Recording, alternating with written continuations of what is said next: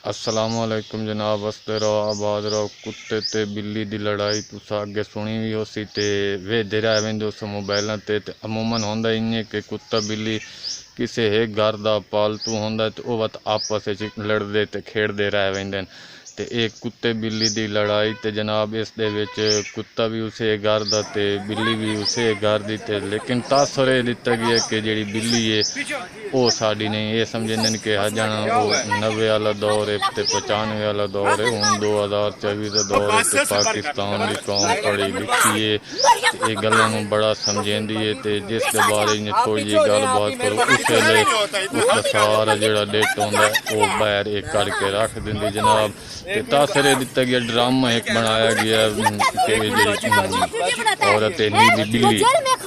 जी जनाब PTI दी है तो दूसरा तैर अंजम ये नून लीग का वो तो बिल्कुल पक्का नून लीगी है पटवारी है, लेकिन इस नीली परी के बारे मशहूर किया गया तो तासर दिता गया तो ड्रामा इसे गल बनाया गया कि ये PTI दी है, लेकिन पता लगा कि ये जनाब पक्की पटवारे ने ते नून लीग की जबरदस्त हिमायत ने तो बेहतरीन सरगर्म कारकुन ने तासर दिता गया कि वेखो कि ये PTI वाले हैं तो इन्हों ये कुछ इन्हों की कैपेसिटी है, इन्होंने कोई बर्दाश्त नहीं